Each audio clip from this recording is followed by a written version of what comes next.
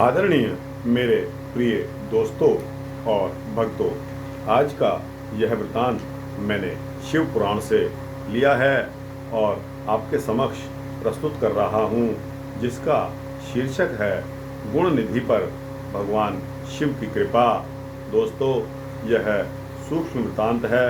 10-12 minute में यह खत्म होने वाला है, अतः आपसे निवेदन है कि बने रहिए इस वृतांत के अंत तक मेरे साथ। आपकी कृपा का अनुयायी रहूंगा।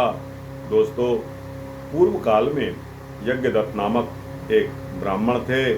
समस्त वेद शास्त्र आदि का ज्ञाता होने से उन्होंने अतुल धन एवं कीर्ति अर्जित की हुई थी। उनकी पत्नी सर्वगुण संपन्न थी।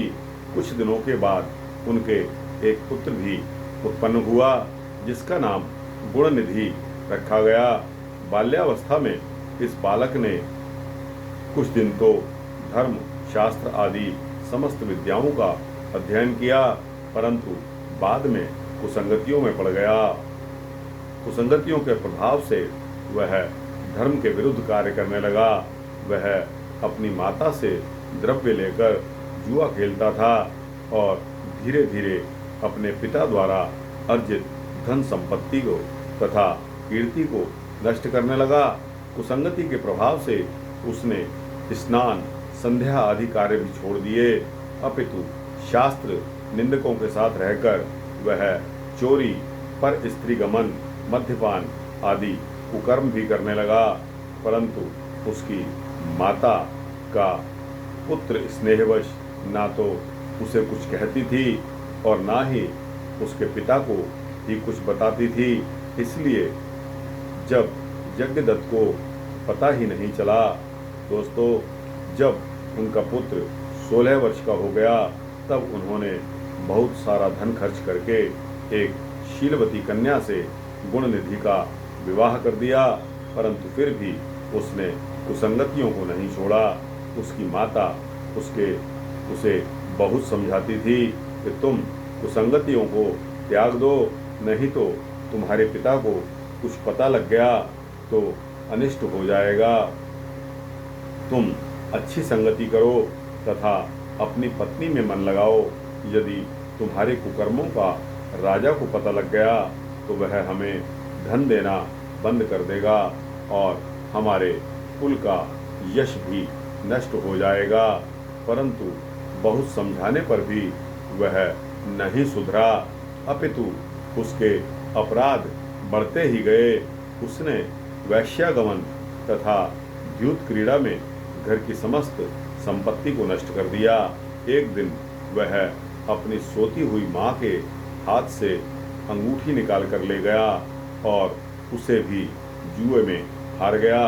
अकस्मात एक दिन गुणनिधि के पिता यज्ञदत्त ने उस अंगूठी को एक जुआरी के हाथ में देखा।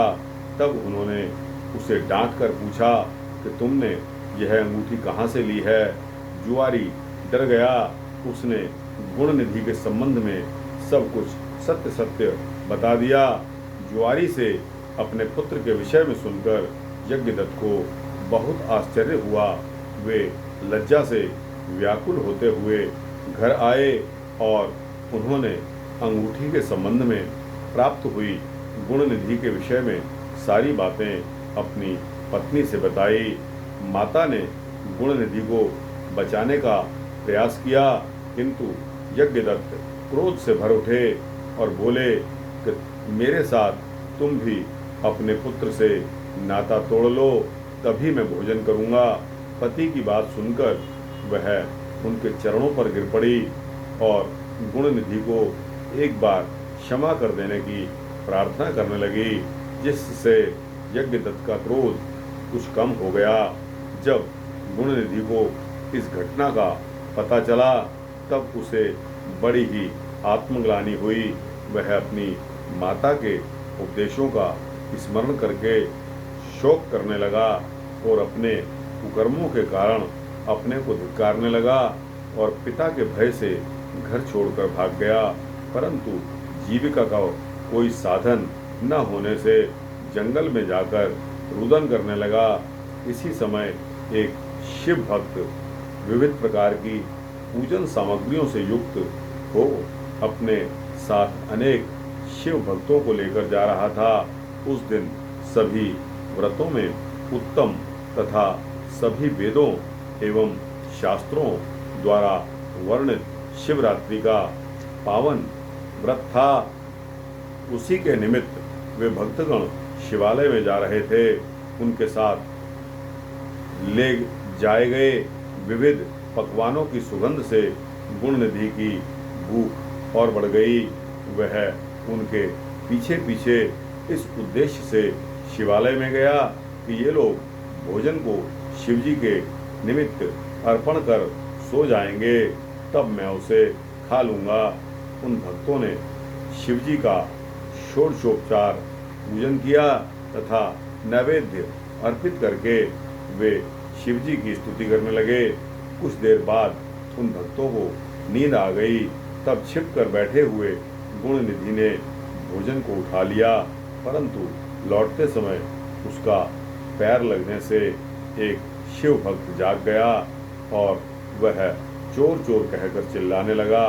गुण निधि जान बचाकर भागा, परंतु एक नगर रक्षक ने उसे अपने तीर से मार गिराया।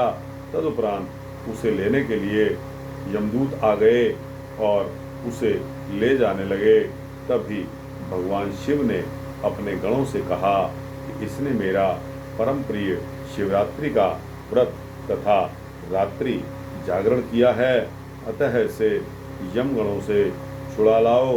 यमगणों के विरोध करने पर शिवगणों ने उन्हें शिवजी का संदेश सुनाया और उसे छुड़ाकर महादेव शिवजी के पास ले आए।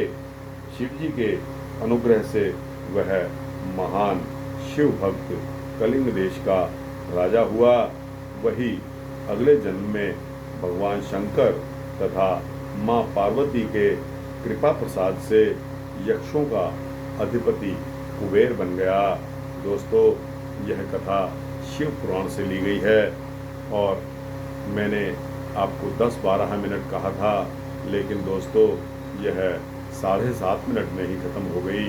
इसमें दोस्तों आपका समय की बचत भी हो गई और आपका परोपकार भी हो गया।